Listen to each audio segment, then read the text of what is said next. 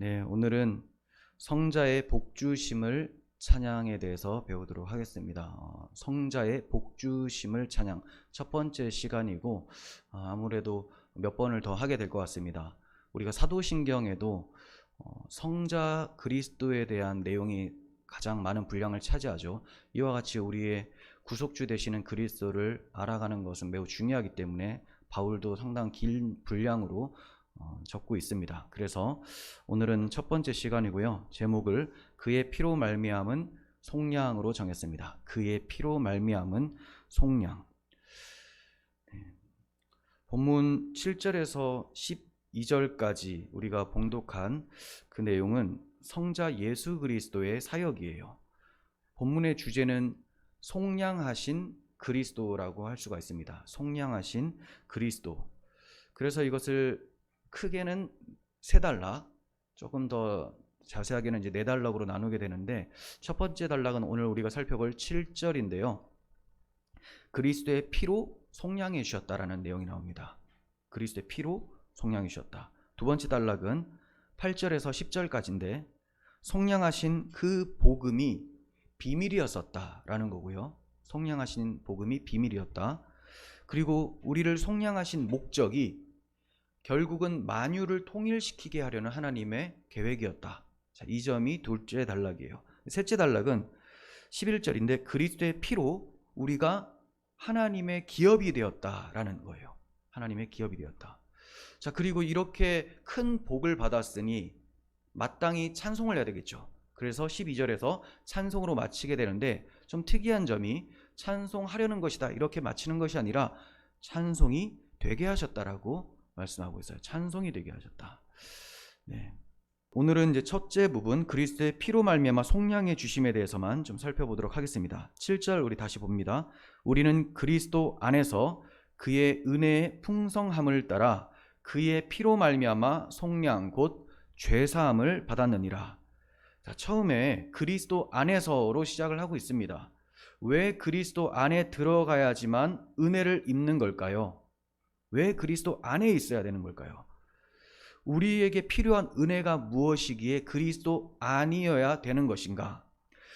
하나님을 대면해서 그분으로부터 오는 하늘에 속한 신령한 복을 받아 누리기 위해서 그렇습니다. 하나님을 대면해야 되고 그 하나님의 얼굴로부터 오는 복, 이걸 받아야 되는 거예요. 자, 그렇다면 이 표현에는 전제가 있습니다. 우리가 복이 없는 상태였고 하나님을 만날 수 없는 상태였다라는 거죠. 자, 이러한 상태였는데 하나님을 대면할 수 있게 해주시는 것, 그리고 하늘에 속한 모든 신령한 복이 나에게 임할 수 있는 것은 그리스도 안에 있어야만 된다. 이것을 말씀하고 있어요. 왜 우리가 하나님께 나아갈 수가 없느냐? 죄인이기 때문에 그렇다고 이사야 선지자를 통해서 말씀하십니다. 59장 1절 보시면 여호와의 손이 짧아 구원하지 못하심이 아니요 귀가 둔하여 우리의 소리를 듣지 못하심이 아니라 오직 너희 죄악이 너희와 너희 하나님 사이를 갈라놓았고 너희 죄가 그의 얼굴을 가리어서 너희에게서 듣지 않으시게 함이라. 우리의 죄악과 우리의 죄 때문에 하나님이 우리에게서 멀어지셨고 우리가 아무리 기도를 해도 듣지 않으시게 되었다라는 거예요. 그러니까 불신자가 그리스도 밖에 있는 사람들이 하나님께 기도한다고 해서 기도 들으시지를 않습니다. 항상 하나님께 나아갈 수 있는 상태가 되어야 되는 거예요. 그 상태가 바로 그리스도 아니라는 거죠. 하나님은 오직 그리스도만 받아내십니다. 자, 그러기 위해서 그리스도 안에 하나님이 사랑하시는 자들을 집어넣으시는 거예요. 우리를 사랑하신다고 해도 우리를 바로 집어넣을 수가 없는 게 우리가 죄인이기 때문에 그렇습니다. 거룩하신 하나님이 죄인을 마주 대할 수가 없기 때문에 마주 대할 수 있는 방도를 제시해 놓으신 것이 그리스도 안에라는 거예요. 그런데 아무도 자기 스스로 그리스도 안에 들어갈 수도 없어요. 하나님의 주권적 섭리와 은혜로 하나님이 그리스도 안으로 집어넣어 주셔서 그리스도를 안으실 때 우리도 함께 안아주신다라는 거죠. 그래서 우리가 기도를 할 때도 예수 그리스도의 이름으로 기도합니다라고 마치지 않습니까? 그 이유는 나의 지금까지의 기도가 그리스도를 의지하지 않고는 하나도 상달될 수 없다라는 것을 전제하기 때문입니다. 그래서 우리가 하나님께 기뻐 받으시는 기도를 하려면 항상 그리스도 안에서 그리스도의 이름으로 기도하면서 그리스도께서 하실 만한, 하나님이 기뻐하실 만한 기도를 해야 되는 것이죠. 자, 그러니까 우리가 하나님 앞에 나아가려면 죄인이기 때문에 죄라는 이 장애물이 제거되어야 됩니다. 이것을 제거해 주시기 위해서 제거하시는 방법으로 당신의 아들을 제거해 버리신 거예요. 십자가에서. 그래서 그리스도 안에서 얻게 된 은혜의 풍성함이라고 바울이 소개를 하고 있어요. 그냥 은혜의 풍성함이 아니라 그리스도 안에서 하나님의 은혜의 풍성함이 이런 식으로 나타났다 하면서 쓰고 있는 거예요. 바울은 이 은혜를 구체적으로 속량이라고 하고, 이 속량은 곧 죄사함이다 라고 말씀을 하고 있습니다. 속량이라는 것은 노예가 값에 팔려버렸는데 이 노예에 상응하는 값을 주고 도로 사오는 거예요. 사와서 내 노예로 만드는 것이 아니라 자유롭게 만듭니다. 해방. 자, 그런데 하나님께서 이렇게 사오는 것은 좀 달라요. 하나님의 종으로 만든 것 자체가 자유라는 거예요. 자, 이것을 제가 신약적 표현으로는 아들이라고 말씀드렸죠. 사랑하는 아들은 아버지 안에서 아버지께 속박받는 것이 아니라 아버지를 즐거워하고 기뻐 섬기게 되죠. 자, 이것이 구약에서는 종이라고 표현했는데, 충성되고 착한 종이 신약에서는 아들의 개념과 똑같다라고 생각을 하시면 됩니다. 그러니까 하나님께서는 속량, 죄값에 팔려버린 이런 사람들을 죄값을 지불하고 사오셔서 해방시켜 주겠다, 자유케 해주시겠다라는 것을 속량이라는 단어로 바울에게 쓰라고 하신 것이죠. 바울 당시에 로마 제국의 노예만 600만 명이 있었다고 해요. 엄청 많죠. 600만 명. 사람들은 자유를 잃어버리고 노예가 되는 것이 얼마나 비참한 것인지를 눈으로 보면서 살았습니다. 자, 그런데 바울은 지금 속량이라는 표현을 쓰면서 여러분들이 노예가 얼마나 비참한지 아시죠? 그런데 제가 볼 때 그거보다 더 비참한 게 있습니다. 바로 죄에 팔린 죄의 노예입니다. 이것을 얘기하고 있어요. 그런데 이 비참한 죄의 노예에서 하나님이 우리를 그리스도 안에서 속량시켜 주셨다, 이렇게 소개를 하고 있는 거예요. 그러니까 속량이라는 단어를 알고 있었던 당시 사람들이 얼마나 이게 중요한 일인가 이렇게 인식이 되겠습니까? 야, 한번 들어보고 싶다. 도대체 무슨 내용인가? 죄의 노예로 팔려버린 것을 값을 주고 사시기 때문에 그걸 속량이라고 하시면서 동시에 죄사함이라고 바울이 친절하게 설명하고 있죠. 죄사함. 죄사함이라는 것은 죄 용서라는 뜻이에요. 죄 용서. 그러니까 죄값은 죽음입니다. 이 죽음이라는 값을 노예에게 지불하라가 아니라 노예 대신 지불하셔서, 이게 이제 속량이면서 대신 속량은 대속이라고 말씀을 드렸죠. 그래서 그를 구원해 내시는 것을 구속이라고 말씀을 드렸습니다. 자, 이렇게 구원해 내셔서 자유롭게 해방시켜 주는 것, 이것을 죄사함이라고 말을 하는 거예요. 죄에서 용서받았다, 이제 우리는 자유로운 신분이다, 이런 거예요. 하나님께서는 우리를 사랑하시지만 죄는 미워하세요. 우리를 구원하기를 원하시지만 죄에 대해서는 심판하기를 원하십니다. 그리고 또 그렇게 하셔야지만 하나님의 공의에 손상이 가지가 않습니다.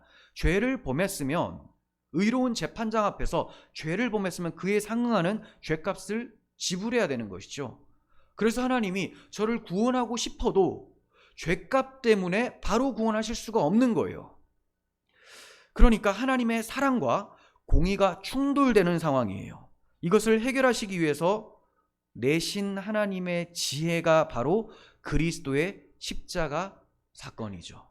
자, 이것을 언제부터 예정하셨냐?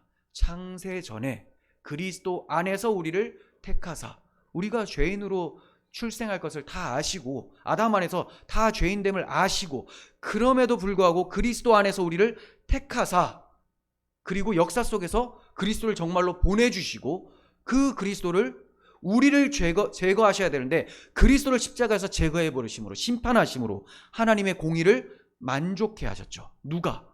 그리스도께서. 하나님 스스로 자기 아들을 통해서 하나님의 손상된 공의를 회복시켜 주시고, 우리를 사랑하시는 그 사랑이 우리에게는 전달되어서 구원에 이르도록 하신 거예요. 그러니까 하나님 아들에게는 공의로운 심판이 떨어지고 그 아들을 믿는 우리에게는 하나님의 사랑이 찾아오도록 만드신 것이 하나님의 비밀의 경륜이고 이것이 하나님의 뜻이었습니다. 그래서 우리는 그리스도께서 대속을 하셨고 그 대속을 믿음으로 우리에게는 용서가 찾아오게 되었다. 그래서 죄사함은 그리스도 안에서만 이루어진다라는 것을 바울이 전제로 말씀을 기록하고 있는 거예요. 이러한 속량, 곧 죄사함에 대한 성경 구절을 두 군데만 좀 살펴보도록 하겠습니다. 로마서 3장 24절이에요. 그리스도 예수 안에 있는 속량으로 말미암아 하나님의 은혜로 값없이 의롭다 하심을 얻은 자 되었느니라. 그리스도 예수 안에 있는 속량, 그리스도 안에서만 속량이 발생될 수 있다. 그래서 하나님의 은혜로 값없이, 우리는 값을 지불할 필요가 없죠. 하지만 하나님 편에서 값을 지불하셨어요. 사랑하는 자기 아들의 피를 통해서죠. 그래서 의롭다 하심을 얻은 자 되었느니라. 하나님의 아들은 심판을 받으시고 우리는 의롭담을 받게 되었다. 여기서 눈여겨볼 표현은 속량을 받은 자를 가리켜서, 속량이 죄사함이라고 했죠. 그죠? 속량 곧 죄사함. 그런데 이 죄사함을 받은 것을 가리켜서 의롭담을 얻은 자 되었다. 이렇게 표현하고 있습니다. 자, 그러니까 굉장히 깔끔하게 정리가 됩니다. 죄사함은 곧 의를 받는 것이다. 그렇죠? 이 개념을 여러분들이 잘 정리하셔야 됩니다. 죄가 막 덕지덕지 붙어서 아주 더러운 상태, 그런 상태가 바로 인간이에요. 그런데 이 죄를 씻어버리셨어요. 깨끗하게. 일시적으로가 아닙니다. 이따가 살펴보겠지만 단번에 영원한 속죄를 이루셨다. 이렇게 나와요. 그러니까 영원히 죄가 깨끗하게진 거예요. 우리가 죄를 범하더라도 미래에 지을 죄까지 다 씻으셨습니다. 자, 그러니 우리가 하나님 앞에서 의인이 되는 거죠. 원래 내 상태는 지금 천국 가기 전까지는 죄의 유혹에 휘청휘청 거리는 그런 불완전한 상태예요. 하지만 나의 모든 죄값을 주님이 다 제거하셨죠. 그러니까 뭘 묻혀도 이게 그냥 계속 제거가 되는 상황입니다. 그러니까 하나님이 더러운 오물이 묻지 않은 상태로 계속 보시는 거예요. 이 상태가 의인의 상태입니다. 당연한 거 아닙니까? 깨끗하니까. 깨끗한데 여기다가 더 깨끗함을 주입할 수가 있습니까? 그럴 수가 없어요. 그래서 이중전가라는 교리가 있어요. 나의 죄는 그리스도께서 다 가져가셔서 죽으시고, 죄의 전가, 의의 전가, 그리스도의 의가 나에게 입혀졌다. 이게 이중전가예요. 그런데 이것을 뭐 순서로 보거나 두 가지로 보시면 틀리게 되는 겁니다. 나의 모든 죄를 가져가신 죄의 전가가 곧 주님의 의의 전가가 되는 거예요. 이해가 되시죠? 주님이 나의 죄를 다 가져가셨다. 어떻게 다 가져가셨냐? 십자가에서 죽으심으로, 피 흘려 죽으심으로, 속량하심으로, 이 속량하신 사역을 가리켜서 하나님을 사랑하시고 나를 사랑하셨다라고 표현할 수가 있겠죠. 사랑하시니까 대신 죽으신 거잖아요. 그죠? 율법의 요구는, 자, 정리하셔야 됩니다. 율법의 요구는 죄값을 받아서 죽으라 해요. 우리에게. 그리고 죄가 없는 자들에게는 뭐예요? 사랑하라라는 겁니다. 사랑하라. 그러니까 죄 짓기 전에 아담에게 하나님은 선악과 먹지 말라, 이 표현을 무슨 말이냐? 너 나만 사랑해라, 이 말씀이었어요. 사랑하라. 그런데 예수님이 우리에게 율법이 요구하는 죄값을 자기가 가져가시죠. 대신 죽으셨습니다. 그리고 의인이시기 때문에 하나님이 요구하는 율법의 요구는 사랑하라였죠. 사랑해서 죽으셔서 가져가신 거예요. 이해가 되시죠? 그러니까 율법을 다 지키고 이룬 것을 의라고 해요. 근데 이것은 하나님을 온전히 사랑하고 그 사랑 가운데 영혼을 사랑하는 것을 의라고 하는데, 이것을 십자가에서 다 이루셨습니다. 그렇죠? 그러므로 우리의 속죄가, 그리스도의 속죄가 하나님의 그리스도의 사랑으로 나타났기 때문에 그 사랑이 내 사랑이 되는 거예요. 내 것이 되는 거예요. 그래서 우리가 속량함을 받은 것을 가리켜서 사도 바울은 그리스도의 사랑이 우리 마음에 부음바 되었으니라고 해요. 죄가 씻겨지니 우리가 그리스도의 십자가를 믿는다라고 할 때는 주님이 나를 사랑하신 것을 믿는다라고 말하는 거죠. 그럼 그 사랑이 나에게 부어진 거죠. 그래서 영혼을 사랑하죠. 그래서 우리가 의롭다함을 받은 거예요. 이거 똑같은 표현인데 이걸 나누어 버리니까 아예 분리를 시켜서 죄가 전가됐으면 이번에는 깨끗하게 된 상태에서 의를 주입해야 된다라고 가니까 이게 문제가 생기게 되는 거예요. 똑같은 건 동시적인 사건입니다. 나의 모든 죄를 주님이 십자가에서 다 처리하셨고 그것이 나에게 사랑으로 찾아오게 된 것입니다. 그래서 내가 사랑한 자가 되어서 하나님 앞에 의롭다함을 받게 된 것입니다. 고린도전서 1장 30절도 봅니다. 너희는 하나님으로부터 나서, 이것은 하나님의 은혜로 너희가 하나님의 자녀되었다라는 표현이에요. 자, 하나님으로부터 나서 그리스도 예수 안에 있게 되었다. 어떻게 너희가 그리스도 예수 안에 있는 속량 곧 죄사함을 받게 되었느냐? 하나님의 은혜였다라는 말이 하나님으로부터 나서예요. 이게 요한복음 1장 13절에도 나오죠. 이 사람들은 혈통으로나 육정으로 난 사람들이 아니라 하나님으로부터 난 자들이다라고 할 때. 자, 그리고 예수는 하나님으로부터 나와서라고 해요. 좀 다릅니다. 자, 앞에 나서랑 단어는 똑같은데 쓰임이 달라요. 예수님은 하나님께서 보내신 분이시다. 하나님의 본체시나 그와 동등됨을 취할 것으로 여기지 아니하시고 사람의 형체를 가셔서 이 땅에 낮아지심으로 오신 분이시다. 자, 그분으로 인해서 그분을 믿어 우리가 그분 안에 들어가면 그분이 우리의 지혜가 돼요. 우리의 의로움이 되고 거룩함과 구속함, 구원함이라고 하는데 여기에서 구속함입니다. 자유케 된다. 그리스도가 나의 지혜가 된다. 그래서 그 앞에는 이 고린도전서 1장의 앞에는 세상의 지혜와 하나님의 지혜이신 그리스도를 대조하고 있습니다. 이 예수 그리스도를 믿으면 우리가 구원만 받는 것이 아니라 하나님의 뜻이 무엇인지 하나님의 뜻대로 살고자 하는 마음 그리고 의롭다함을 받고요. 거룩함, 세상과 구별되는 거룩한 사람이 되고 그리고 구원함, 구속함을 받아서 하나님 앞에서 자유케 되는 그런 삶을 살게 되었다. 이게 다 예수님 때문이다라고 바울이 소개를 하고 있는 거예요. 그게 바로 여러분들 이야기입니다. 지금 바울이 고린도 교회 편지를 쓰지만 이것은 후대에 읽혀질 모든 성도들, 그들에게 전하는 거잖아요. 우리들이에요. 그러니까 제가 지금 아주 막 영광스럽고 풍성한 은혜에 대해서 막 소개를 했는데 이게 남의 얘기가 아니라 나에게 이루어진 사실이다. 이게 엄청난 은혜라는 것이죠. 다시 한번 정리합니다. 속량은 값을 주고 자유케 하다죠. 자, 이것은 죄사함이라고 말씀을 드렸어요. 죄를 완전히 용서해 주시니 죄로부터 자유하게 된 거예요. 이제 죽음의 세력을 잡은 자 마귀가 우리를 죽음을 가지고 흔들지를 못해요. 죄 지으라 유혹하는데 유혹에 넘어가지 않을 수 있는 사람이 된 거예요. 자, 이렇게 죄사함을 받은 것을 가리켜서 칭의라고 말씀을 드렸습니다. 로마서 5장 9절에는 조금 더 명확하게 나와요. 그러면 이제 우리가 그의 피로 말미암아 의롭다 하심을 받았으니 더욱 그로 말미암아 진노하심에서 구원을 받을 것이니라고 합니다. 그러면 이제 우리가 그의 피로 말미암아 그의 피, 주님의 죽으심이죠. 주님의 피 흘려 죽으신 사랑으로 내가 의롭다함을 받았다. 여기에 예수님이 공생애 동안 율법의 어떤 조문들 하나하나 지켜가면서 그렇게 해서 우리에게 의를 가져다 줬다라는 표현이 들어갈 틈이 없어요. 그리스도의 피로 말미암아 내가 의롭다함을 받았으니 내가 주 앞에 자랑할 것이 무엇인가? 여러분들이 그리스도의 심판대 앞에 서서 무엇을 자랑하시겠습니까?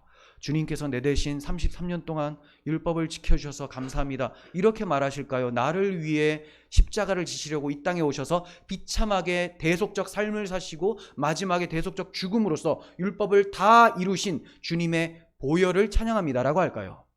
그래서 우리가 앞에 찬양을 했을 때 나의 의는 이것뿐 예수의 피밖에 없네라고 찬양을 하는 거죠. 나의 의는 이거밖에 없어요. 그런데 이 의가 무엇인지 율법이 무엇을 말하는지를 정리가 안 되면 이제 예수님은 십자가에서 죽으신 것은 죄만 사하신 거고, 예수님이 공생애 동안 열심히 사신 것은 우리에게 의를 입혀주기 위해서 사셨다, 이런 소리를 하게 되는 것이죠. 이거 굉장히 문제가 심각합니다. 자, 이렇게 돼버리면 여러분들이 신앙생활을 할 때 어떤 생각을 할까요? 죄 씻음은 단회적이죠, 그죠? 영단번에 나는 구원 받았어요 지금. 자, 그러니까 이제 내 의가 되는, 그들이 얘기하는 내 의가 되는 율법을 계속 지키면서 살자, 이런 이제 사고가 되겠죠. 주님이 도덕적으로 그렇게 열심히 잘 사셨으니 나도 그렇게 살아야지 주님 기뻐하신다. 그렇게 살지 말라는 게 아닙니다. 제가 말씀드리는 거는 지금 초점이 어디로 가냐면, 죄 씻음은 이제 끝났으니 이제 성화로 나아갑시다, 이렇게 돼요. 그런데 예수님의 공생애가 나를 위해서 희생당하시는 삶이고, 그 끝에 죽으심을 당해요. 하나죠, 하나. 나를 위해 대속하시기 위해서 오신 분이에요. 자, 이게 하나라면 내가 이전에 구원 받았지만 지금도 그 피를 의지해서, 주의 사랑을 의지해서 주를 위해 살고자 하는 마음이 생기죠. 연결이 됩니다, 이게. 근데 이게 끊어져 버리잖아요. 예수님의 죽음과 생애가 끊어져 버리면 이제 율법주의로 가게 되는 거예요. 성령으로 시작했다가 육체로 마치게 되고, 목회자는 이미 이제 구원받았다고 본인은 생각하니까 계속해서 율법 지키십시오, 십계명 지키십시오, 여러분들에게 형벌은 떨어지지 않지만 그래도 율법을 지켜서 하나님께 기쁨을 드리십시오, 이런 식으로 가게 되는 거예요. 아주 교묘합니다, 이게. 근데 이게 그분들이 악해서가 아니라 정리하기가 상당히 까다롭습니다, 이게. 그래서 지금 정리를 잘 해놓으시라는 거예요. 율법의 의는 하나님 사랑, 이웃 사랑이에요. 근데 그 죄인에게는 죄값을 당해라, 죽어라, 이렇게 돼요. 반드시 죽으리라. 근데 의인에게는 계속 하나님을 사랑하며 살라, 이렇게 되는 거죠. 그래서 예수님은 이것을 동시에 다 이루신 겁니다. 하나님을 사랑하고 이웃을 사랑하기에, 우리를 사랑하기에 그 사랑에 입각해서 우리의 죄를 대신하여 죽으신 것이죠. 그것이 나의 의가 되는 거예요. 정리가 되셨죠? 왜 하나님께서 죄를 사해 주셔야 되는가? 죄를 사는 것이 곧 의인데, 의로우신 하나님께 나아가려면 우리가 의롭담을 받아야지만 가능하기 때문이에요. 의를 믿지 못하면 하나님과 함께 살 수가 없어요. 하나님과 함께 사는 것을 구원이라고 해요. 구원. 생명의 창조자, 근원, 그리고 복의 근원, 이분과 함께 사는 것이 구원이에요. 근데 이 하나님을 떠난 채로 세상에서 잘 먹고 잘 살고, 이 잘이라는 것이 다 왜곡된 표현입니다. 잘 먹고 잘 살고 그래봤자 이것은 저주받은 상태라는 거예요. 이 저주에서 건져내시는 것이 죄사함, 곧 의롭다함이고, 그렇게 됐을 때 하나님과 함께 거하게 되는 거예요. 그래서 예수님이 성전으로, 하나님의 집으로 오셔서 이 성전이 십자가에서 파괴가 되어지죠. 불타버리죠. 바벨론 포로로 끌려갈 때 예루살렘 성전이 불탄 것처럼 이스라엘 백성들이 불타야 되는데 왜 성전이 불탑니까? 우리 대신 예수님이 십자가에서 죽으실 것을 미리 보여준 사건이에요. 예수님이 성전이 불타시고 바벨론 포로로 끌려갔다가 다시 와서 성전을 재건하죠. 이와 같이 예수님이 십자가에서 죽으심으로 모든 죄를 대속하시고 부활하실 때 우리와 함께 성전이 되어주십니다. 그래서 하나님이 우리 가운데 거하실 수 있도록 만들어내신 거예요. 이걸 구원이라고 해요. 하나님과 함께 사는 것. 그런데 오늘날 한국교회에서 구원이라고 하는 것을 어떻게 인식합니까? 내가 유토피아에 가서 내가 원하는 거 다 갖는 것, 슬픔과 기쁨이 없는 것. 그들에게 슬픔은 뭐 배고픔, 또 상대적 박탈감, 이런 것이라고 생각할 수 있어요. 물론 그것도 슬프죠. 배가 고프니까 얼마나 힘들겠습니까? 하지만 사도 바울이 못 먹고 굶주려도 내가 그리스도로 인해서 만족하는 비결을 배웠다고 하지 않습니까? 사도 바울은 감옥에서 천국을 누리고 있었습니다. 이걸 구원이라고 하는 거예요. 천국 가면 우리가 그토록 바라던 그 하나님을 만나서 하나님과 함께 사랑하며 사는 것, 이게 구원인 거예요. 이 구원에 대한 정의도 바르게 해야 되는 것입니다. 본문 7절에서 눈여겨볼 표현은 그의 죽으심으로 말미암아라고 하지 않고 그의 피로 말미암아라고 표현한 점이에요. 바울은 종종 그리스도의 피로라는 표현을 사용하고 있습니다. 자, 이것은 뭔가를 떠올리게 하는 의도적 표현이에요. 첫 번째는 출애굽 어린 양의 피를 떠올리게 하죠. 그리고 이제 이 피가 계속해서 기억되게 하기 위해서 제사법을 주실 때 속죄 제물의 피를 떠올리게 하는 겁니다. 똑같은 거예요. 출애굽 어린 양의 피, 이 피를 기억하기 위해서 제사를 드릴 때 희생 제물의 피, 그래서 그리스도의 피로 말미암아라고 굳이 의도적으로 표현을 쓰고 있는 것입니다. 어린 양의 피는 어린 양의 피로 출애굽하여 약속의 땅으로 나아갈 수 있게 했습니다. 자, 그리고 성막의 희생 제물의 피는 지성소에 계신 하나님 앞으로 나아가서 하나님을 만날 수 있도록 해주었습니다. 그런데 이러한 피는 앞으로 오셔서 우리 죄를 대신하여 흘리실 그리스도의 피를 가리키기 위해서 예표적으로 하나님이 주셨던 거였다는 거죠. 그러니까 바울은 의도적으로 그의 피로 말미암아라고 표현하면서 모든 제사, 모든 율법을 주님의 피 흘리심으로 온전히 이루었다라는 것을 보여주고 있는 거예요. 대속죄를 좀 생각해 보기를 원합니다. 오늘 여러분들이 조별 모임할 때 그 부분을 하는 걸로 알고 있어요. 그죠? 레위기 16장 잘 들으셔야 되겠죠. 레위기 16장에 가면 이스라엘의 최대 명절 대속죄일입니다.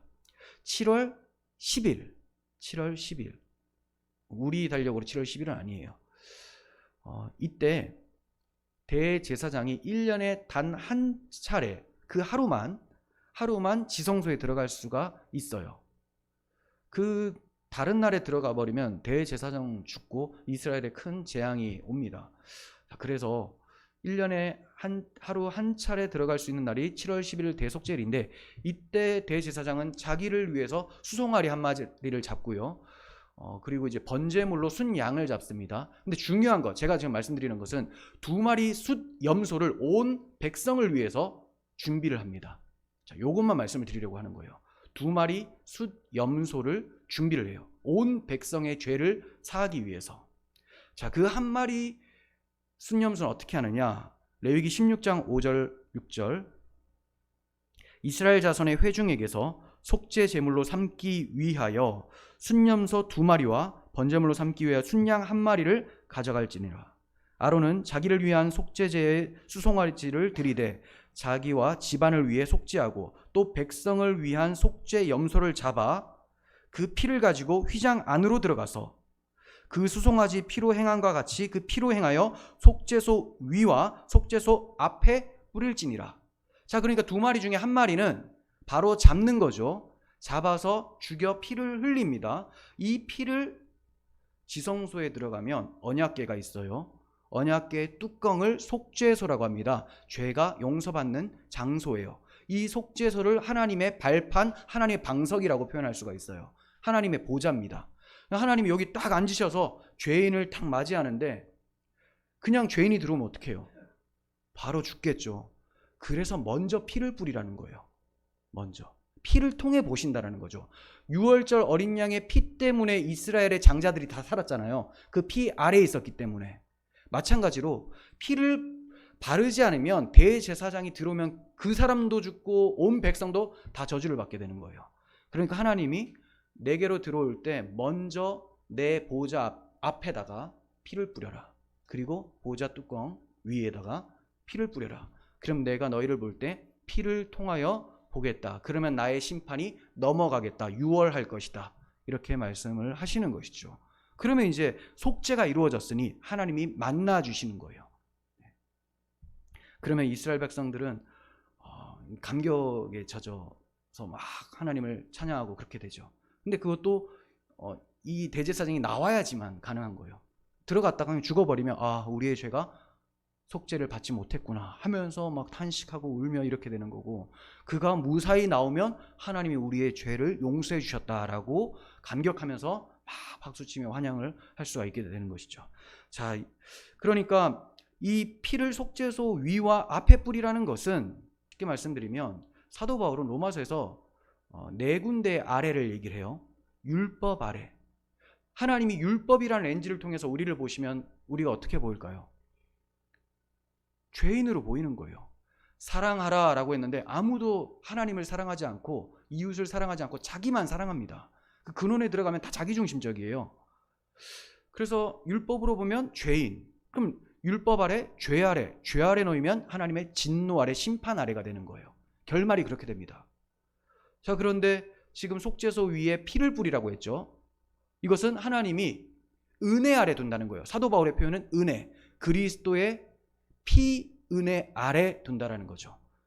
그러면 이미 심판이 지나갔다는 것을 하나님께서 지나갔다라는 것으로 여기고 넘어가신다라는 거예요. 피 아래 있을 때만 우리가 은혜 받은 자가 되는 것입니다. 하나님은 우리를 은혜 아래, 사랑 아래, 피 아래 두기를 원하세요. 자기 아들을 피 흘려 죽이신 그 사랑 아래에 두시고 우리를 양육하기를 원하신다는 거예요. 생각해 보세요. 어떤 부모가 너 이거 하나라도 범하면 너 완전 매맞고 아주 혼날 줄 알아. 집에서 쫓아낼 거야. 이런 마음으로 법칙을 정하는 사람이 어디 있습니까? 규율을 정하는 사람이 어디 있어요?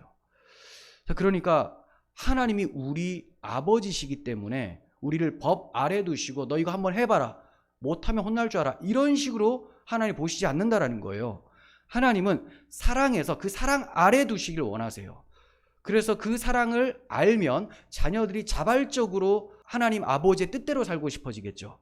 그래서 먼저 그 사랑을 우리에게 보여주시는 거예요. 내가 너를 이렇게 사랑해. 우리도 양육할 때 아이들이 자발적으로 부모님을 공경하도록 하기 위해서는 우리가 그 아이들에게 많은 사랑을 쏟아야 되잖아요.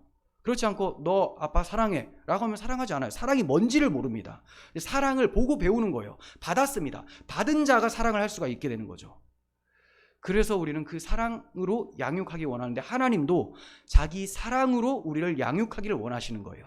그래서 항상 이스라엘 백성들에게 내 사랑이 나타났었던 6월절 어린 양의 피를 기억해라 하시면서 1년에 꼭 한 차례 6월절을 지키라고 하셨던 거예요. 이 사랑을 잊어버리면 내 자녀로서 살아갈 수가 없다. 우리도 마찬가지죠.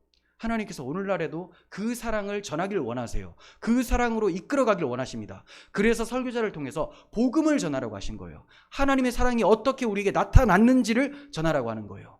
이것을 얼마나 하나님이 강조하시냐면 설교 강단에서 복음만 전하라고 하시고 복음만, 그게 예수님의 말씀입니다.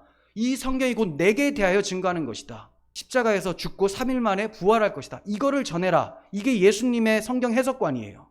그러니까 복음의 일꾼들은 이 복음만을 전해야 돼요. 그리고 여러분들은 그것을 듣고 하나님의 사랑을 알아가죠. 근데 이것으로도 하나님이 불충분해서 더 은혜를 주시길 원하시는 거죠. 그게 뭐냐? 성찬식입니다. 성찬식은 예수 그리스도의 살과 피, 십자가예요. 이거 기억하라는 거예요. 얼마나 강조하십니까? 말씀으로 전파하고 이게 보이지 않으니 보이는 말씀인 성찬을 통해서 또 말씀하세요. 그러니까 강단에서는 2번의 복음이 선포되어지는 거죠. 그런데 설교 강단에서는 엉뚱한 얘기를 하고 성찬식에서만 예수님의 피 이런 얘기하면 이게 두 개가 연합이 안 됩니다. 그러니까 사람들이 혼란스러워하고 성찬식이 졸고 이런 일이 발생이 되는 것이죠.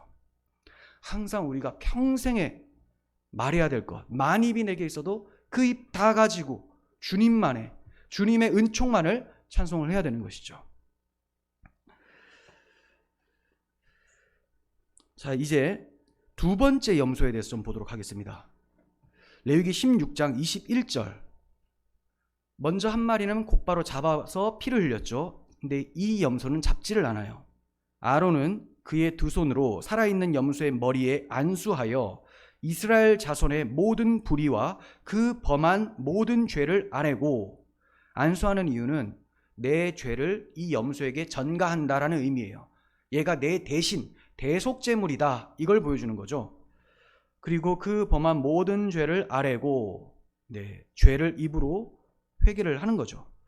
그 죄를 염소의 머리에 두어 미리 정한 사람에게 맡겨 광야로 보낼지니 염소가 그들의 모든 불의를 지고 접근하기 어려운 땅에 이르거든 그는 그 염소를 광야에 놓을지니라.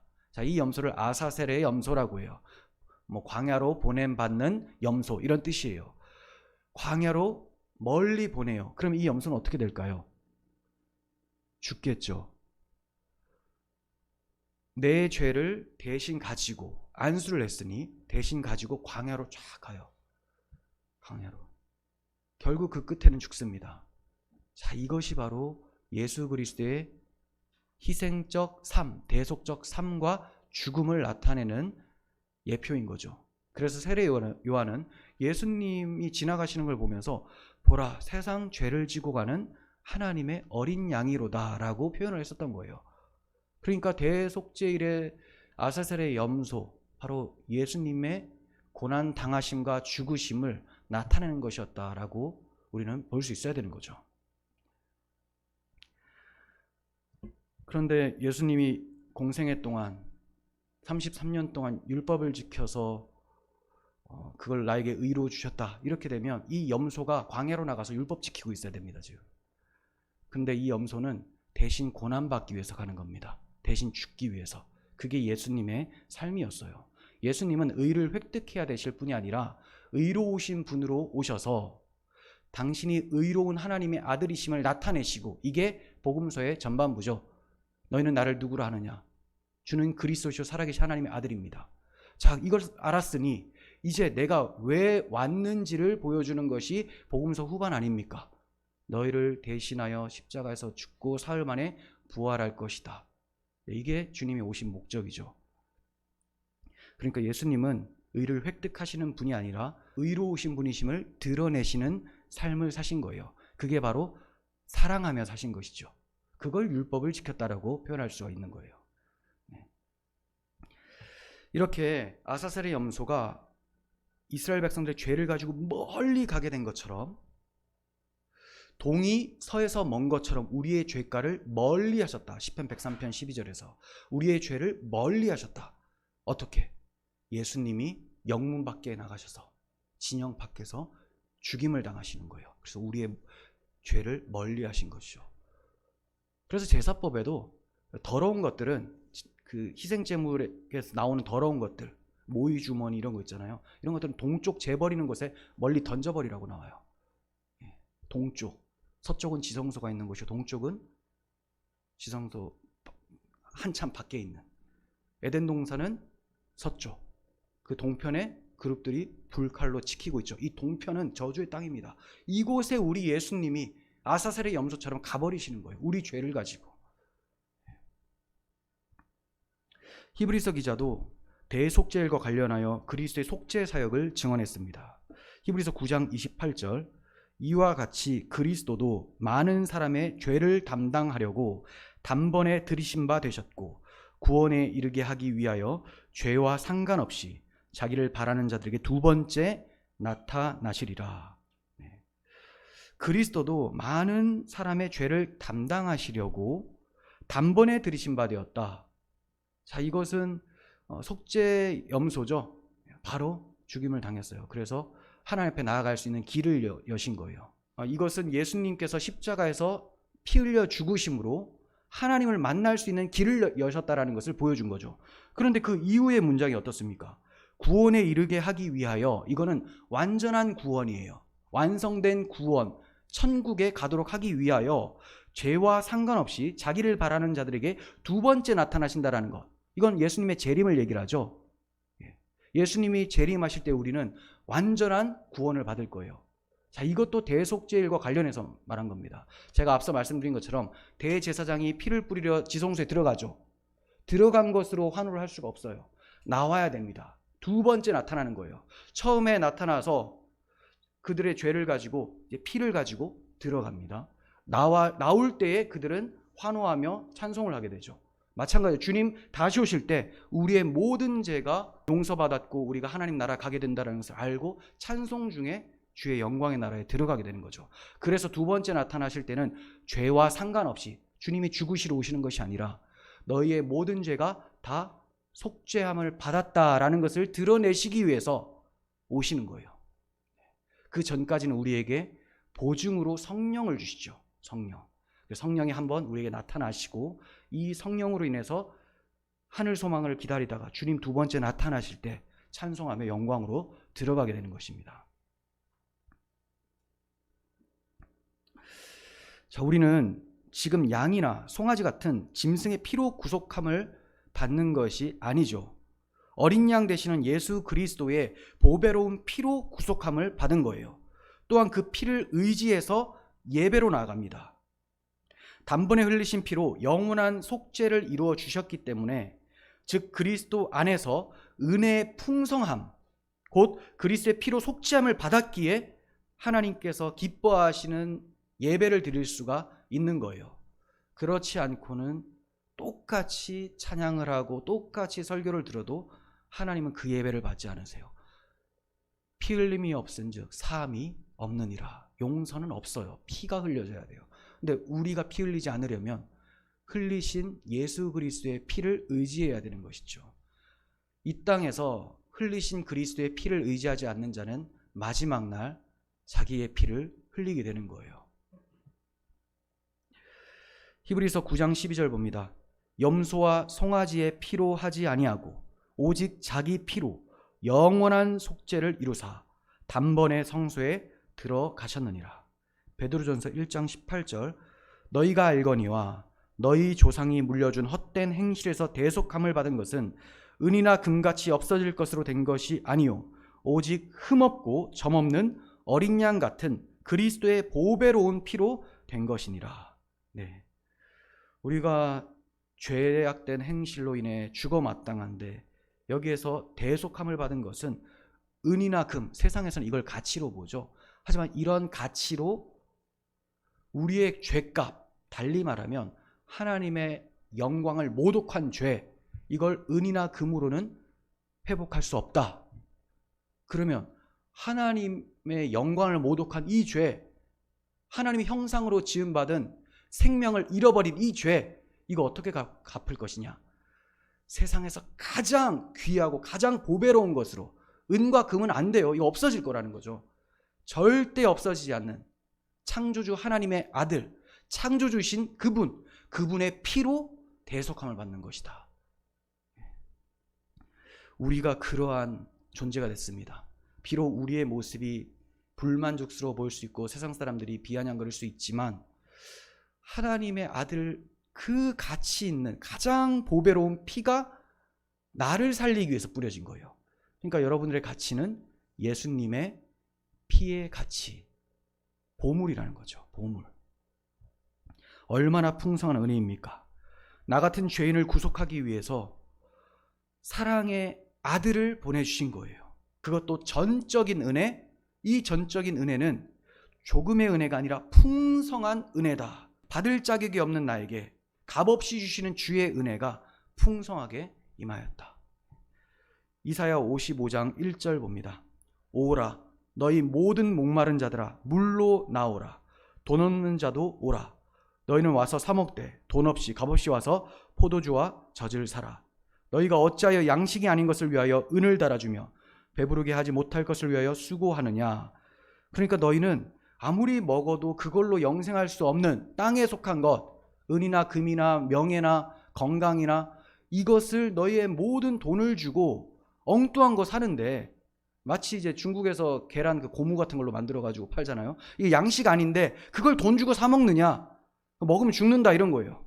그럼 진짜 영생하는 양식이 무엇이냐? 하나님 말씀하십니다. 내게 듣고 들을지어다. 내게 듣고 들을지어다.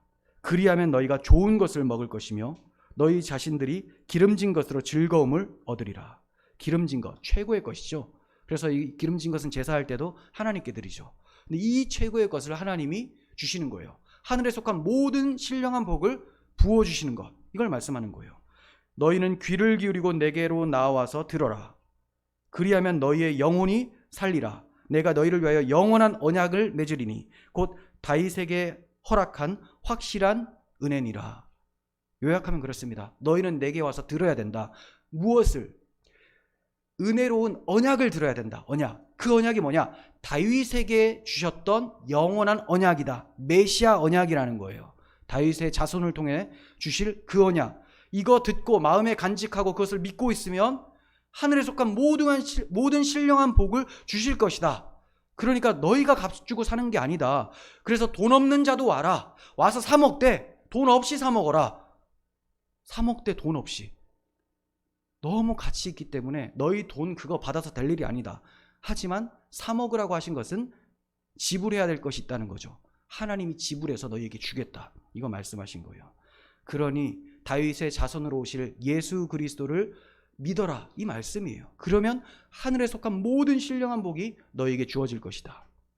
그런데 이 말씀을 잘 알고 있었던 유대인들이 다윗의 자손으로 오신 예수 그리스도를 기뻐하고 영접했습니까? 아니죠. 주님께서 말씀하셨어요. 너희가 성경에서 영생을 얻는 줄 생각하고 성경을 연구하거니와 이 성경이 곧 내게 대하여 증거하는 것이다. 그런데 너희가 영생을 얻기 위하여 내게로 나오지 아니한도다. 영생은 성경에 있다는 걸 아는데, 근데 그 성경의 내용이 내가 너희를 위해 죽어서 기름진 것을 먹이려는 그 내용인데 나를 멸시하고 내게로 나오려고 하진 않는다. 그러니 성경을 보아도 보지를 못하고 들어도 깨닫지를 못하는 이런 상태인 거죠. 은이나 금을 가지고 양식이 아닌 것을 사고 있고, 이런 모습이 유대인들의 모습이었습니다. 바울은 이러한 유대인들의 완고함에 대해서, 그리스도를 거부하는 완고함에 대해서 증언하기를, 그들이 하나님께 열심은 있는데 올바른 지식에 따른 것이 아니다. 올바른 지식은 이 성경이 내게 대하여 증거하는 것이라는 것을 아는 것이죠. 근데 이 지식이 없어요. 그래서 하나님의 의는 모르고 자기 의를 세우려고 힘써 하나님의 의에 복종하지 않고 있었다. 이게 유대인들의 모습이었다라는 거예요. 그리스도는 모든 믿는 자에게 의를 위하여 율법의 마침이 되니라. 그러니 그리스도를 믿으면 율법이 맞춰진 겁니다. 그런데 저들은 성경을 통해서 율법만 보고 내가 이 율법 지켜서 의롭다함을 받아야 되겠구나, 이러고 있었던 거예요. 예수님의 피 흘려 죽으신 그 희생적 사랑을 내가 믿으면 나는 율법을 다 지킨 자가 되는 것입니다. 그러면 이제 율법이 더 이상 우리에게 요구하는 것이 없어요. 그래서 율법이라는 것은 아무 소용이 없습니다. 그럼 뭐냐? 항상 언약 후에는 하나님이 언약 백성이 살 수 있도록 말씀을 주시는데, 자, 이제 새 언약이 체결됐어요. 그리스도와 제자들 사이에서 새 언약. 우리가 성찬식 할 때 그게 새 언약이에요. 그리스도의 피로 세운 새 언약이죠. 그러면 하나님이 내 백성은 이렇게 살아야 된다라고 말씀하실 때 어떻게 말씀하시냐? 사랑하며 살라. 내가 너희를 사랑한 것 같이 너희도 서로 사랑하라. 그래서 사랑의 법이라고 주어지는 거예요. 근데 율법이라고 하면 바로 사랑으로 인식을 잘 못합니다. 똑같은 거지만 그 율법이 가지고 있었던 그 진의가 사랑인데 그것이 바로 생각나지 않아요. 그래서 우리는 사랑의 법으로 사는 사람, 새 계명을 받은 자는 사랑의 법으로 사는 사람들이에요. 바울은 그리스도의 피로 죄사함을 받은 것을 은혜라고 말하면서 풍성한 은혜라고 표현하고 있습니다. 풍성한. 하나님께서 우리의 간청을 들으시고 예수 그리스도를 보내주신 게 아니죠. 우리가 예수님의 대속의 피를 사모했기 때문에 그 아들이 피 흘리신 것이 아닙니다. 우리가 아직 죄인 되었을 때 하나님을 미워하고 나를 세우기 위해서 하나님을 멸시하며 그 아들을 증오했을 그때에 자기 아들을 내어주셨다는 거예요. 바울은 우리가 어떤 자였는데 구원받게 됐는지를 설명하면서 하나님의 풍성한 은혜를 강조하고 있습니다. 에베소서 2장 3절. 전에는 우리도 다 그 가운데서 우리 육체의 욕심을 따라 지내며 육체와 마음에 원하는 것을 하여 다른 이들과 같이 본질상 진노의 자녀였더니 긍휼이 풍성하신 하나님이 우리를 사랑하신 그 큰 사랑으로 인하여 자기 아들을 내어주신 십자가 사랑이죠. 허물로 죽은 우리를 그리스도와 함께 살리셨고, 자, 십자가 사랑으로 결과가 어떻게 돼요? 허물과 죄로 죽었었던 우리를 그리스도와 함께 살리셨다. 부활에 동참시켜 주셨다. 그리고 함께 일으키사 그리스도 안에서 함께 하늘에 앉혀주셨다. 이미 앉혀진 거예요. 앉혀졌고 마지막 날 온전히 앉혀질 겁니다. 그러니까 우리가 이 땅에 발을 딛고 살아도 우리의 소속은 하늘에 있다라는 거예요. 하늘에 앉히시니 이는 그리스도 예수 안에서 우리에게 자비하심으로써 그 은혜의 지극히 풍성함을 오는 여러 세대에 나타내려 하심이라. 하나님의 자비, 은혜의 지극히 풍성함을 나타내셨다. 그리스도의 사랑으로. 얼마나 감사하고 풍성한 은혜입니까? 하나님은 우리에게 하늘에 속한 모든 신령한 복을 주시는 분이세요. 조금의 신령한 복이 아니라 모든, 이게 풍성함입니다. 이는 지금도 우리가 누리고 있는 복이에요. 그리고 장차 누릴 영원한 기업입니다. 바울은 이 지극히 풍성함을 누구보다도 잘 알고 누렸던 사람이에요. 그래서 에베소서를 기록할 당시에는 로마 감옥에 있었는데 그때도 이 지극히 풍성한 은혜 때문에 감격 속에서 밖에 있는 사람들에게 이 은혜를 사모해라, 이 사랑을 힘입어라, 이렇게 편지를 쓰고 있는 거예요. 그 어떤 것도 그리스도 예수 안에 있는 하나님의 사랑에서 바울을 끊어낼 수 없다라는 것을 확신하고 있었던 것입니다. 그래서 지극히 풍성한 은혜로 표현한 거예요. 우리는 이 풍성한 은혜를 알고 있습니까? 내가 그리스도의 은혜는 아는데, 알긴 아는데 조금밖에 누리질 못한다. 그렇다면 그 아는 것이 풍성하지 않을 수가 있고, 또 아는 것이 많다 하더라도 내가 전인적으로 그 알매 나를 순복시키지 않아서 가난한 심령으로 주의 말씀을 받지 않고 교만하게 지식을 쌓기 위해서 그 십자가 사랑을 지식으로 받아들였던 그런 죄는 아닌지 돌아봐야 됩니다. 주님의 사랑은 풍성해요. 와, 이 정도다, 이게 아니에요.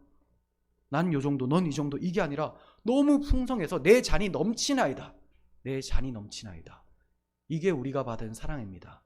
지금도 받아서 넘치고 있고 앞으로도 넘칠 복을 하나님은 준비해 주고 계십니다. 그게 바로 죄사함의 복이죠. 내가 죄에서 구원받았다는 것을 한번 묵상해 보십시오. 그 죄에서 구원받지 않았다면 그러면 어떻게 될 것인가도 한번 생각해 보십시오. 얼마나 비참하고 영원한 영벌에 처하게 될 것을 한번 생각해 보십시오. 하지만 그 영벌을 주님이 감당하셨다. 우리가 주님의 사랑을 계속해서 열심히 알아가야 됩니다. 많이 들어왔어도 또 알아가고 평생에 들어도 또 들려달라고 하며 알아가야 됩니다. 어떻게 하면 알 수 있습니까? 어떤 분들은 지리산에서 나무 뿌리 뽑으면서 기도했더니 내가 주님의 계시를 다 알게 됐다, 이런 소리 하는데 다 사기꾼들입니다. 나무 뿌리를 왜 뽑습니까? 신고해야죠. 기도하면서 우리의 감동이 올 수 있어요. 근데 그 감동은 어느 정도 풍성함이냐? 내가 성경을 통해서 알고 있는 안에서의 풍성함이에요. 그러니까 성경 없이 하나님의 어떤 계시를 받았다? 이것은 틀린 말이 되는 것이고, 우리는 계시받는 사람들이 아니라 이미 완성된 계시인 성경을 통해서 조명을 받는 사람이에요. 조명. 이미 계시가 다 됐고요. 계시는 이제 종결되었습니다. 그러면 이 종결된 계시의 풍성함을 성령이 밝히 보여주시는 조명을 통해서 깨달아 하는 거죠. 깨닫고 누리는 거예요. 그러니 어떻게 해야 됩니까? 부지런히 성경을 연구해야 되죠. 이 성경이 우리 주님에 대한 것이구나, 나를 위한 주의 사랑이구나, 이거 연구하시고, 연구하실 때도 사람에 따라서 서로 역량이 다르다 보니까 어떤 분은 굉장히 힘들어할 수 있습니다. 그래서 하나님이 주신 선물이 뭐냐? 성도의 어머니 교회예요. 교회. 성도를 품고 양육하는 기관입니다. 그래서 예배를 통하여, 설교자를 통하여 말씀이 선포되게 하시고 복음을 듣게 하고, 그 복음을 들은 것을 통해서 성경을 보면서 점점 더 깊이 연구하게 되고, 연구하고 받은 은혜를 성도 서로 나누고, 이러한 유익을 얻게 되는 것이죠. 절대로 어디 산에 가서 나무 뿌리 뽑는다고 해서 갑자기 은혜 받는 것 아니고 열심히 해야 된다. 열심히. 선지자들도 부지런히 연구하고 살폈다라고 베드로 사도가 얘기합니다. 부지런히 해도 너무 많으냐, 이거 너무 풍성한 건데 너무 게으릅니다. 영적으로 너무 게을러요, 한국교회 사람들이. 그래서 우리는 정말 주의 사랑을 아는 만큼 주의 사랑을 간절히 구하고 그 사랑을 알아가기에 힘쓰셔야 되는 거예요. 단순히 호기심으로 성경 보지 마시고 고라 자손처럼 사모함으로 주님을 찾아야 됩니다. 시편 42편 1절. 하나님이여, 사슴이 시냇물을 찾기에 갈급함 같이 내 영혼이 주를 찾기에 갈급하나이다. 내 영혼이 하나님 곧 살아계신 하나님을 갈망하나니 내가 어느 때에 나아가서 하나님의 얼굴을 배울까? 하나님을 갈망하는 것이 애가 탈 정도로 목이 타는 것처럼 주님을 갈망했다, 이렇게 표현하고 있어요. 목이 타는 사슴이 얼마나 시냇가를 찾아서 왔다 갔다 합니까? 빠른 발을 이용해서.